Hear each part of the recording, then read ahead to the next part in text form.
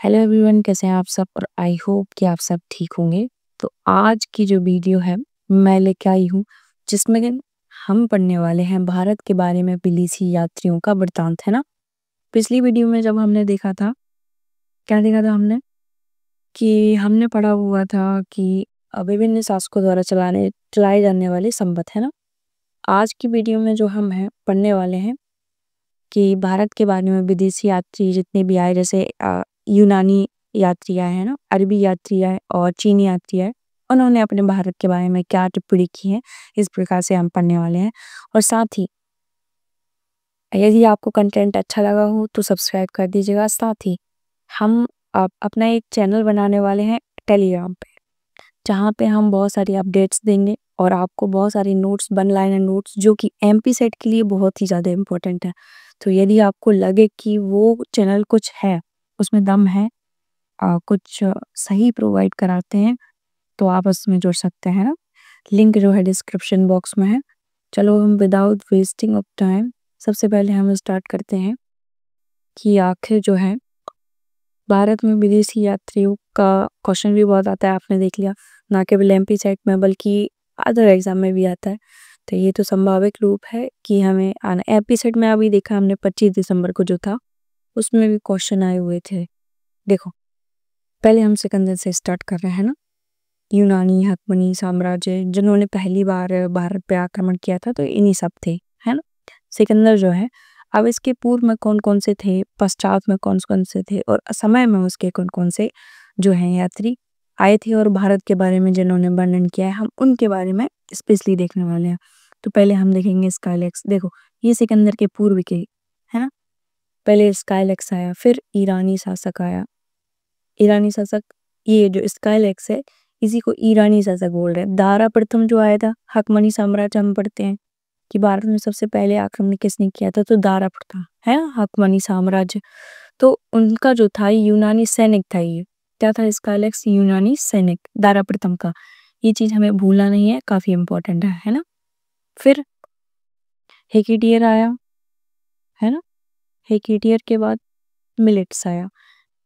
ये तीनों जो नाम है आपको लिख लेने हैं। ये पूछ लेते हैं कभी कभी कि सिकंदर से पहले कौन आया, पश्चात कौन आया, या समय कौन कौन सा आया था। तो स्काइलेक्स आया, ये तो बहुत पहले ही आ चुका था, दारा प्रथम का यूनानी सैनिक जो था। फिर हेकेडियस, मिलेट्स और टीसियस, ये कौन था, ईरानी राज्यवेद। और अब इसमें क्या लिखा है हम अच्छे से देख लेते हैं। हेरोडोटस, भारत और फारस के संबंध में, है ना। हेरोडोटस जो आया था भारत और फारस के संबंध में। हम देखते हैं कि सीरिया नरेस आते हैं, है ना, मिस्र के, इजिप्ट के आते हैं, है ना, टॉलमी फिलाडेल्फस, तो उन्हीं की तरफ से हेरोडोटस वगैरह भी आए थे। तो ये पूर्व के हैं, हमें नोट्स में प्रॉपर बना लेना है, क्योंकि ये आ जाते हैं। देखो, यूजीसी नेट में तो बहुत आसानी से ये क्वेश्चन देखे गए हैं, है ना, कि इनके समय में कौन थे, इसके पश्चात में कौन कौन से थे। तो जब यूजीसी नेट में आ सकते हैं, तो एमपी सेट में क्यों नहीं आ सकता। और ना केवल एमपी सेट में बल्कि कोई भी एग्जाम देख लो, कहीं ना कहीं कुछ ऐसे असिस्टेंट प्रोफेसर में कोई ऐसे क्वेश्चन धर ही देते हैं जो आपसे ना बने। तो हमें उसकी भी गुंजाइश जो है नहीं छोड़नी। अब देखो, इसके समय में कौन कौन से थे, ये तीन थे। इन तीनों को बहुत ज्यादा मोस्ट इम्पोर्टेंट लगा लो, है ना, क्योंकि ये काफी ज्यादा इम्पोर्टेंट है। कौन कौन से हैं, निरियाकस सिकंदर के साथ, फिर आनेसिक्रेटस और अरिस्टोबुलस, ये तीन काफी ज्यादा इम्पोर्टेंट हैं। ये पूछ लेते हैं कि सिकंदर से पहले कौन थे, बाद में कौन है, या फिर चार में से एक बताओ कौन सा नहीं है। तो इस तरीके से क्वेश्चन आता है। पहला निरियाकस और निसिक्रेटस, अरिस्टोबुलस। देखो, इनके नाम में स्टैंडर्ड सा लगता है, निरियाकस और निसिक्रेटस, अरिस्टोबुलस, है ना। तो ये काफी इंपॉर्टेंट हो जाता है। और देखो, मैगस्थनीज के बारे में तो सब जानते हैं, है ना। ये मौर्य साम्राज्य के समय आया था, और सेल्यूकस निकेटर का ही था, जो कि चंद्रगुप्त प्रथम जो है, मतलब कि मौर्य साम्राज्य का, उसके शासनकाल में आया था, है ना। और उसका एज अ राजदूत बन के आया था, सेल्यूकस निकेटर का। फिर देखो, मैगस्थनीज ने जो अपनी इंडिका लिखी है, वो मूल रूप से नहीं है। इसने कौन सी लिखी है सबसे पहले, तो ये देखो, इंडिका लिखी है ना, इंडिका लिखी हुई है। तो जो कि मूल रूप से अभी हमारे पास उपलब्ध नहीं है। और फिर इसकी प्रतियों में जो है किसने योगदान दिया है, ये इधर लिखा हुआ है, स्ट्रैबो, एरियन, प्लूटार्क, जस्टिन, डायोडोरस। मतलब कि इन्होंने इनकी अनुश्रुतियाँ या प्रथम जो उनके पास सोर्स थे, उन्होंने उस हिसाब से मेगास्थनीज की इंडिका को कंप्लीट किया। इसकी मूल प्रति अभी वर्तमान में नहीं है उपलब्ध, है ना, नष्ट हो चुकी है कह सकते हैं हम। तो जो ये थे स्ट्रैबो, एरियन, प्लूटार्क, जस्टिन, डायोडोरस, इन्होंने कंप्लीट की। फिर हम नेक्स्ट देखते हैं कि इनके पश्चात कौन-कौन आते हैं। देखो, बिंदुसार के समय कौन आता है, डायमिकस। अब इसके लास्ट वर्ड पे यदि हम जाएँ तो क्या लगा है, कस। थोड़ा-सा हमें कन्फ्यूज़न होती है कि एंटोयोकस, डायोनिसस, है ना? तो ये देखो कस, मैंने यही इसी से मैंने फ़ॉर्मूला बनाया, ये देखें कस। इन दोनों के लास्ट में कस आया है। डायोमिकस, फिर इधर क्या है, एंटियोकस, है ना? तो डायोमिकस जो सीरियन नरेश है वो किसने भेजा था, एंटियोकस ने। और किसके दरबार में भेजा था, बिंदुसार के। ये हमें याद रखना है। फिर डायोनिसियस आता है, मिस्र के या इजिप्ट के टॉलमी फिलाडेल्फस सेकंड वो भेजते हैं, है ना। जैसे पुराने काल में हमने सुना ही होगा कि संबंध स्थापित करते थे एक दूसरे से, व्यापार हमारे चलते थे, है ना। तो ये जो है अकबर के दरबार में नहीं आया था, ये अशोक के दरबार में आया था। इसको करेक्ट कर लीजिएगा।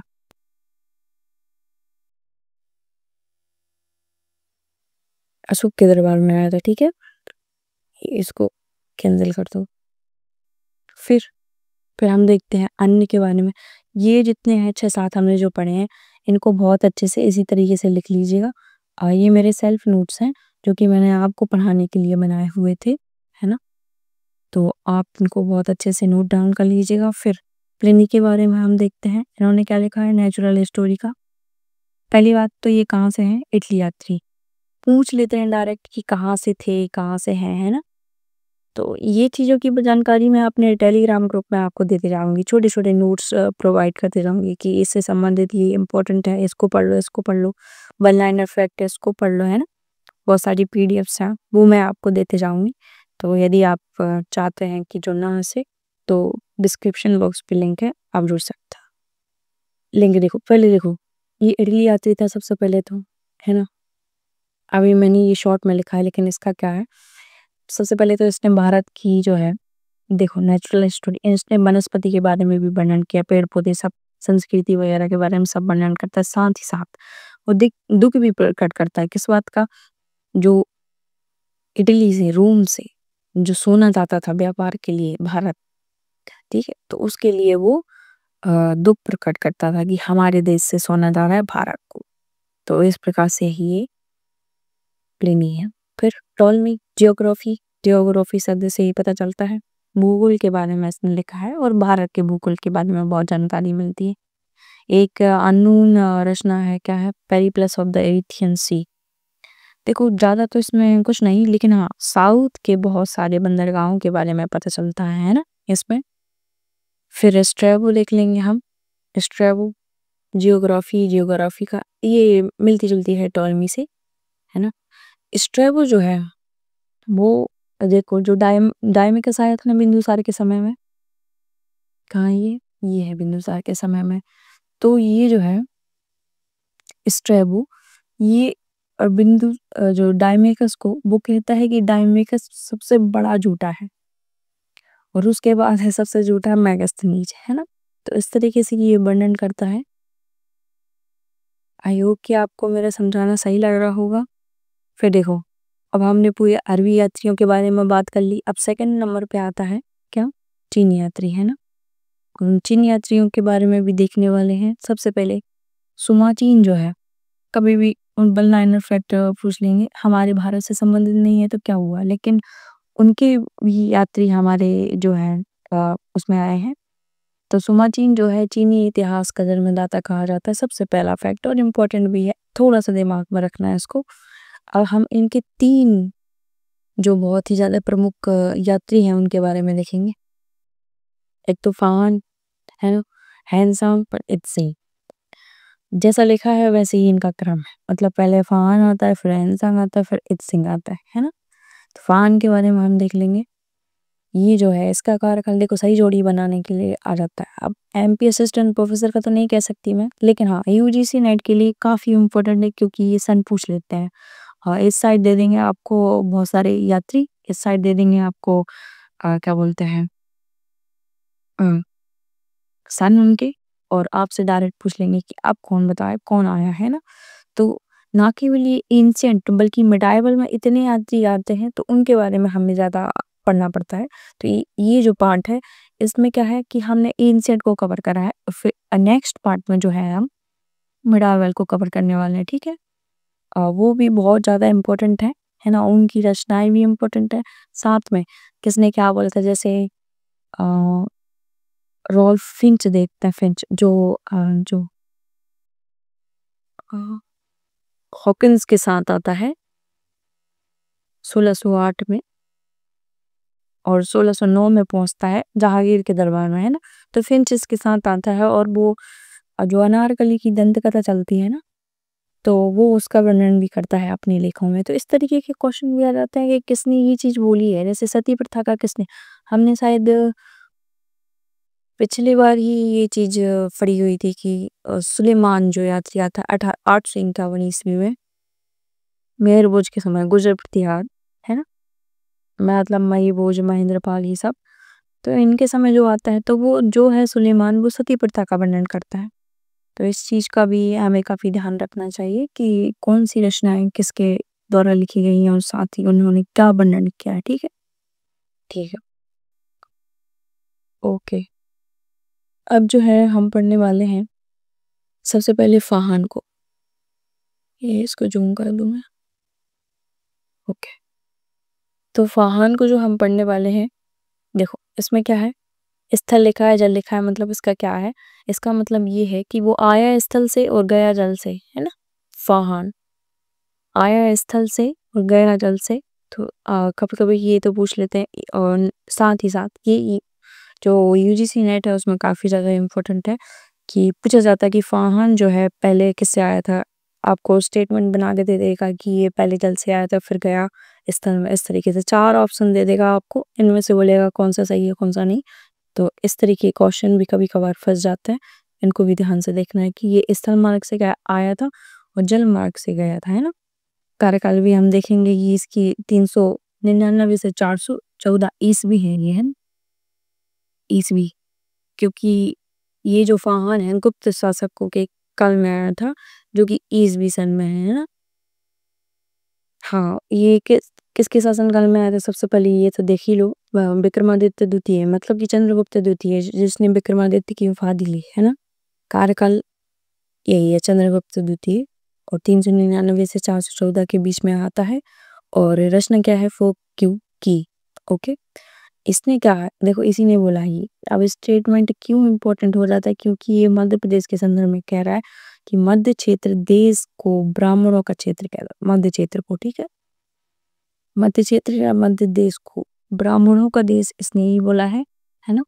और हाँ, इसने राजा का वर्णन नहीं किया है और ना ही ईत सिंह ने राजा का वर्णन किया। मतलब ये कार्यकाल में तो आए, लेकिन इन्होंने जिनके कार्यकाल में आए उनकी शासन व्यवस्था के बारे में वर्णन किया है कि इस तरीके के लोग थे, इस तरीके का शासन व्यवस्था थी, लेकिन राजा का नाम नहीं लिया इन्होंने, ठीक है? अभयचंद देखते हैं, हर्षवर्धन के समय आता है 606 से 647, जो हर्षवर्धन का कार्यकाल है लगभग कितना है ना? तो इसके शासनकाल में सबसे पहले कपीसा में आता है, ओके, 7वीं सदी में, ओके। और देखो हैंजांग, हैंजांग को थोड़ा सा सोचो, हवा से कनेक्ट करो, हैंसोंग हवा, है ना? तो हवा में जैसे हम कुछ लोगों को नहीं कहते थे कि जैसे हमारे कोई दोस्त होता है, बेस्ट फ्रेंड टाइप के, बहुत दिन से नहीं मिल रहे होते, तो हम उनको कह देते हैं कि बहुत हवा में उड़ रहे हो तुम, है ना? तो वो बोलता है कि नहीं भैया मैं तो ज़मीन में ही हूँ। तो ये क्या है, हैंड्सऑन में हवा बोला है, लेकिन वो कह रहे हैं नहीं मैं तो ज़मीन में ही हूँ। मतलब कि वो स्थल से ही जाता है ना?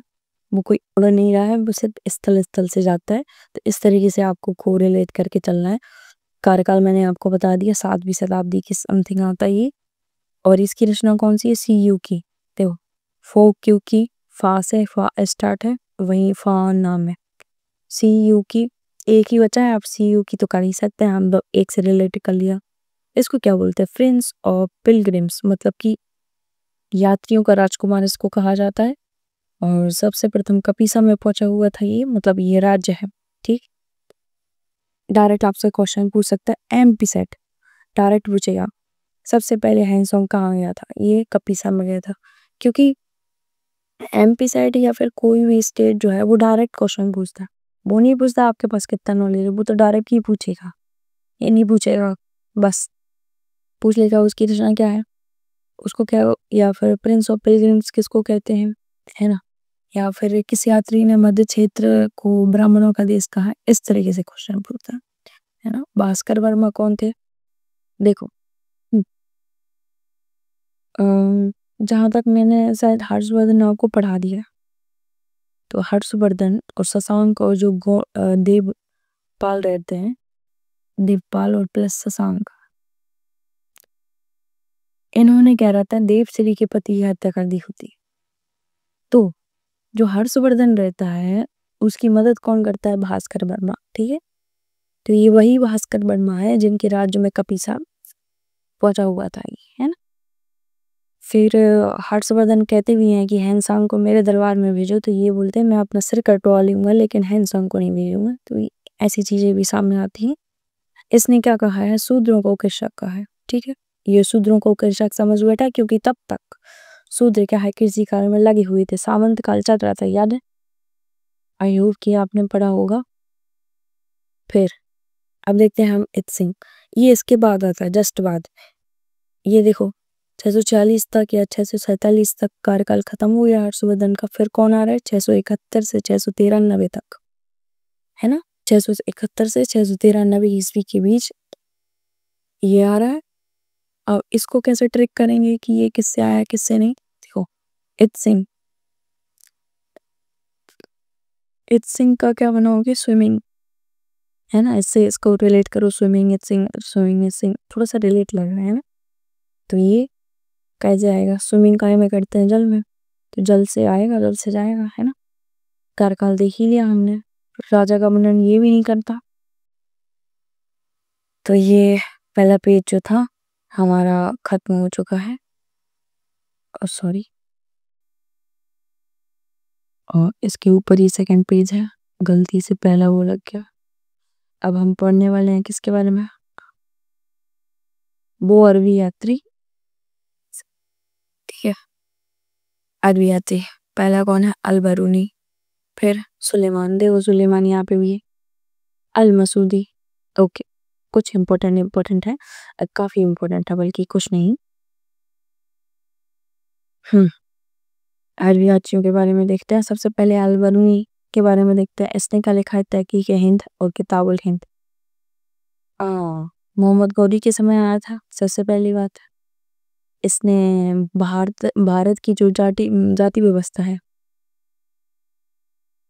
ये बहुत कठोर थी, इसके बारे में उसने बयान किया। ये लिखा हुआ है, भारतीय जाति व्यवस्था की कठोरता पर टिप्पणी ही है इसने सबसे पहले। तो वो बताता है कि बहुत ज्यादा जैसे बोल सकते हैं अनुलोम प्रतिलोम विवाह ये कर तो लेते थे लोग उस समय, देखो करने वाला कभी भी कर लेगा, लेकिन कठोरता बहुत थी, है ना।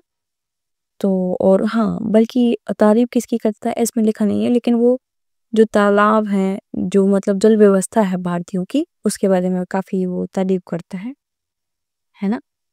और ये जो भारत के पुराण है ना, गीता पुराण और वेद सारे ग्रंथ ये पढ़ता है और उन्हीं के स्रोत ये काफी लेके भी जाता है, जो कि पुनर्जागरण के लिए ये भी सहायक होते हैं। देखो यही है, रिलेट करो।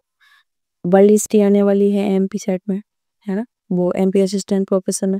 तो देखो ये आया, फिर इसके बाद जितने भी अरबी यात्री आए, है ना, यूरोपीय यात्री आए, तो वो धीरे धीरे क्या है, भारत के बारे में जितने भी ग्रंथ हैं उनको उन्होंने ट्रांसलेट कराया और अपनी साइड ले गए, तभी तो वहाँ का पुनर्जागरण हुआ। आई होप कि इस चीज को आप रिलेट करते जाएंगे, और रिलेट करना भी बहुत ज्यादा इम्पोर्टेंट रहता है, वरना कब तक रखते रहोगे इसको। दूसरा हम देखते हैं सुलेमान, बीच में ही हमने बात कर ली थी 1851। इसकी रचना पूछ लेते हैं, क्या लिखा है? अखबार उल सिंध बाल हिंद।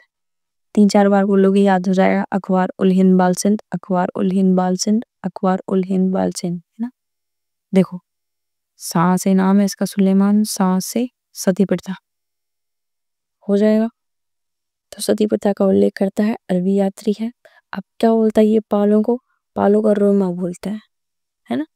बलहर बोलता है राष्ट्रकूटों को, और उनके बारे में बोलता है कि ये संसार के 4 बड़े राज्यों में से एक है। देखो, पहली बात तो रियलिटी में भी है। जब हम 10वीं से 11वीं सदी के बारे में पढ़ते हैं, सबसे अच्छा देखा जाए तो, या 8वीं से 9वीं सदी के बारे में पढ़ते हैं, तो वो आते हैं ध्रुव, हाँ, कृष्ण प्रथम और गोविंद तृतीय, इंद्र तृतीय, अमोघवर्ष और कृष्ण थर्ड।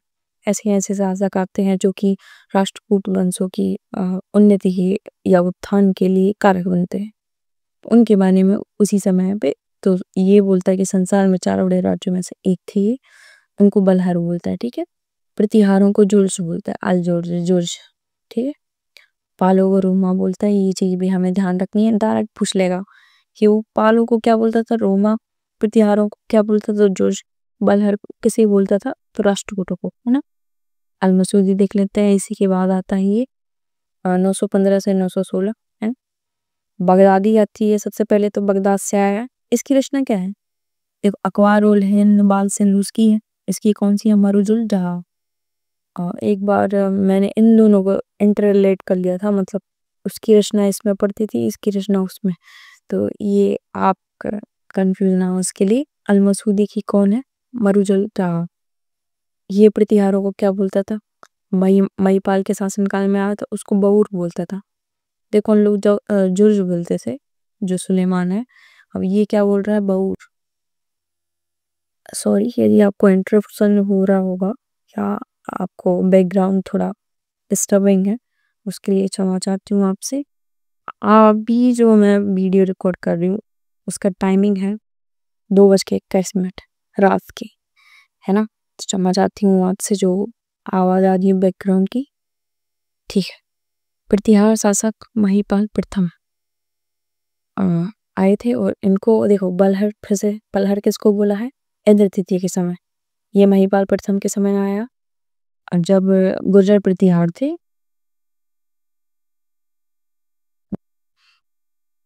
कुत्ते को दिक्कत हो रही है मेरे लेक्चर से।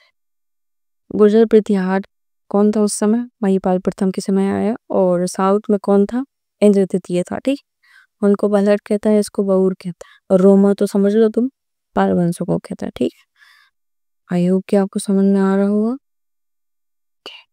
अब यहाँ पे देख लेते हैं हम इब्न खालदून या इब्न खुर्दादुब, है ना।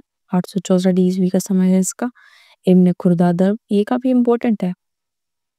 इसकी बुक किताबुल मसालिक उल मासिक, इसने क्या किया है? अब ये इम्पोर्टेंट है। सबसे पहले तो इब्न खुर्दादुब के बारे में पूछा जाता है ना। ये है फारसी बोल बुक कौन सी है इसकी? किताबुल मसालिक उल ममालिक, है ना। किताबुल मसालिक उल ममालिक है इसकी पुस्तक। और फिर इसने क्या किया है, जिस प्रकार से जैसे मैगस्नीस ने जातियों को अलग अलग प्रकार से संबोधित किया कि इतने प्रकार की थी, उतने प्रकार की थी, उसी प्रकार से इसने भी 7 प्रकार की जातियों में बटा है। देखो, क्या किसको क्या बोलता है, हमें यही पढ़ना है। सबू कफूरिया या सबू कफूरिया, इसको क्या? सक्षत्रिय मतलब राजा, है। कतरिया क्षत्रिय, ब्रह्मा तो पुरोहित ही समझ लो, बैसुरिया वैश्य, सुदरिया शूद्र, है ना। ये नाम से समझ लो, जैसे बैसरिया वैश्य, कतरिया तो क्षत्रिय हमने कर दिए, क्षत्रिय के बाद वैश्य आएंगे, है ना। सबूक फूरिया जो है राजा है, ये थोड़ा सा ध्यान में रखना, अजीब सा नाम है, इसको रिलेट भी नहीं कर पाते अपन।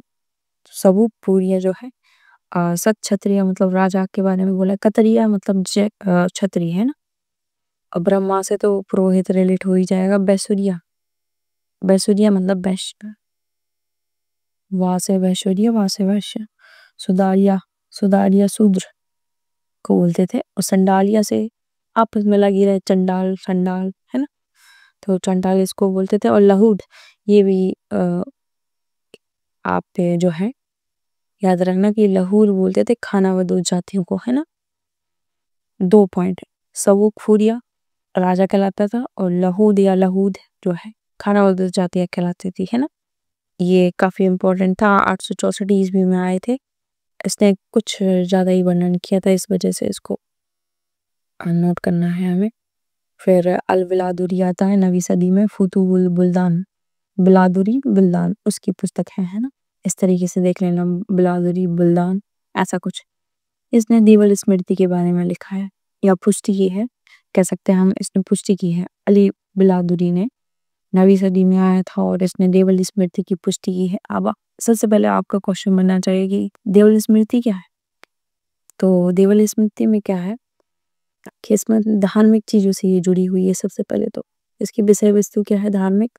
और हाँ, जो जैसे इस्लाम ग्रहण कर चुके हैं और उनको पुनः हिंदू धर्म जो है, जबरन इस्लाम धर्म है ना, जबरन जबरन इस्लाम धर्म में उनको कन्वर्ट कराया था, पुनः हिंदू धर्म में रिटर्न आना चाहते हैं, तो उनके लिए एज अ शुद्धि टाइप का, तो उसके बारे में वर्णन देवल स्मृति में किया गया है ना। फिर अल इसरीदी आता है, भारतीयों के चरित्र और न्याय की प्रशंसा करता है, इरदीशी, है ना। नोजुल मुस्ताक इसका जो है रचना है। उजैद, ये मैं कंफ्यूज हो गई थी इसमें, मुझे लग रहा था सिलसिला और तारीख जो है सुलेमान की है, लेकिन नहीं, सुलेमान की कौन सी थी, अखबार और सिंध बाल हिंद, है ना। कंफ्यूज नहीं होना है। अबू जैद जो है 916 ईस्वी में आया था। देखो ये 915 916 अभी हमने पढ़ा है ना, कौन आया था, अल मसूदी आया था कि नहीं। तो अबू जहल भी उसी के समय पे आया था, उसने क्या लिखा था, सिलसिला और तारीख। और अल मसूदी ने कौन सा लिखा था, मरुजुल जोहाब। आई होप कि आपको याद करते भी जा रहे होंगे, और आप तो वैसे भी होशियार हैं काफ़ी, तो आपको याद होगा। अल इत्तकरी, ये देखो काफ़ी इंपॉर्टेंट हो जाता, क्यों अभी देखने को मिलेगा। अल इस्तिखरी, तो अल इस्तिखरी को देखेंगे, ये कब आया था, 951 ईस्वी में। अल इस्तिखरी, इसको इम्पोर्टेंट ही लगा लो, है ना, डायरेक्ट क्वेश्चन आ जाएगा, क्योंकि इससे अल इस्तिखरी से। अब मैं ऐसा क्यों कह रही हूँ, देखो सबसे पहले तो उसने किताबुल अरकलाम लिखी थी, है ना, ईरानी निवासी था, ईरानी। अल इस्तिखरी, इसने पवन चक्की के बारे में सबसे पहले उल्लेख किया। ये काफ़ी ज़्यादा इम्पोर्टेंट है, मोस्ट मोस्ट लगा लो इसको, क्योंकि जब भी हम बहुत सारे ऑब्जेक्टिव बुक, जैसे तो मैंने तो लगाई है, जैसे पप्पू सिंह की लगाई है मैंने, तो उसमें बार बार ये क्वेश्चन आता है, बार बार ये क्वेश्चन आता है कि जो है पवन चक्की के बारे में किसने सबसे पहले वर्णन किया था। तो सबसे पहले कभी कभी उसकी बुक पूछ लेते हैं कि किसमें किया था, तो किताबुल अरकलाम या अरकलीम, और दूसरा अल इख्तिकारी, इख्तिकारी, उसके बारे में इन्होंने वर्णन किया। फिर मार्को पोलो को तो कौन नहीं जानता, मार्को पोलो मध्यकालीन यात्री था, है ना, या मध्यकालीन यात्रियों का राजकुमार कहा जाता। देखो अभी कौन से तीर्थ यात्रियों का राजकुमार कहा गया था, किसको, हैंसोंग को कहा गया था, है ना। पिलग्रिम तो 1283 समथिंग से उससे पूर्व आया था, और इसने पाठ्य राजा और कुलशेखर के समय काल में आया था। फिर इसने मतलब कुलशेखर के बारे में भी, पांड्य राजा, सॉरी ये पाठ्य बोल दिया मैंने, पांड्य राजा जो कुलशेखर है उसके दरबार मतलब उसके समकालीन आया था, उसके बारे में भी वर्णन करता है। साथ में काकतीय जो रुद्रमा देवी रहती है उनके बारे में वर्णन करता है। देखो इससे रिलेट लगा लीजिएगा कि रुद्रमा देवी का जो शासन काल है ये इधर ही कहीं था, है ना। और रेशम मार्ग से आया होगा ये, उस टाइम पे ये पहला विदेशी है जो रेशम मार्ग से आया है, ऐसा कुछ बोला जाता है बहुत सारी किताबों में, तो ये भी आपको ध्यान रखना है ना। तो जो है अब हमने इसको कंप्लीट करा दिया है, और आई होप कि आपको बहुत अच्छे से समझ में आया होगा। मैंने अपना प्रयास किया है पूरा कि मैं आपको समझा पाऊँ, और हाँ जो मैंने नहीं लिखा है ऐसी चीज़ मैंने बोली ज़रूर है, और जो मैंने बोला है वो बहुत एक्स्ट्रा है, और क्योंकि उसमें न्यू अपडेट्स बहुत जल्द आने वाली हैं। Thank you guys, thank you for supporting me.